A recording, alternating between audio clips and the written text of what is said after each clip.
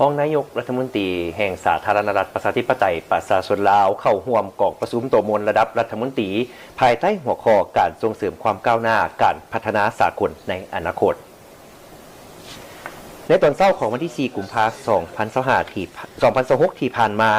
ท่านเฉลิมไซกรมศิษย์ห้องนายกรัฐมนตรีแห่งสาธารณรัฐประชาธิปไตยประชาชนลาวได้เข้าร่วมกองประชุมโต๊ะมวลระดับรัฐมนตรีภายใต้หัวข้อการส่งเสริมความก้าวหน้าการพัฒนาสากลในอนาคตซึ่งจุดประสงค์หลักของกองประชุมดังกล่าวแม่นเพื่อปรึกษาหารือเกี่ยวกับความคืบหน้าการจัดตั้งปฏิบัติเป้าหมายการพัฒนาแบบยืนยงวาระ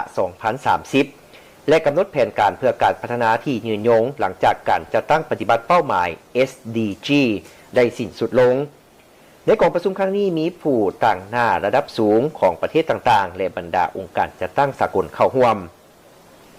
ในกองประชุมดังกล่าวทานรองนายกรัฐมนตรีได้ประกอบคำเห็นโดยชี้ให้เห็นว่า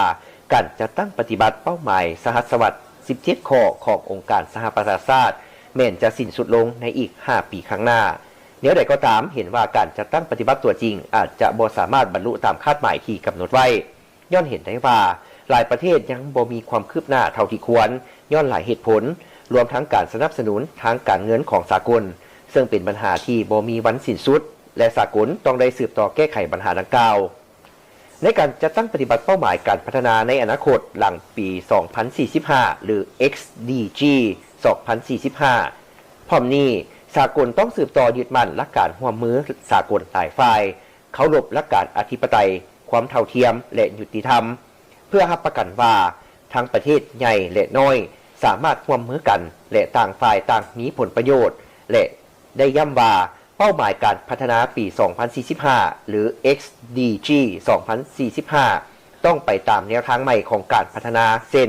การหันเป็นดิจิทัลและปัญญาประดิษฐ์โดยประเทศที่มีความก้าวหน้าต้องมีการแบ่งปันกลไกการพัฒนาเพื่อช่วยประเทศที่กำลังพัฒนาในด้านการสร้างขีดความสามารถทั้งโค้งล่างและโค้งบนเพื่อให้ทุกฝ่ายได้รับผลประโยชน์ร่วมกันในยุคดิจิทัลและปัญญาประดิษฐ์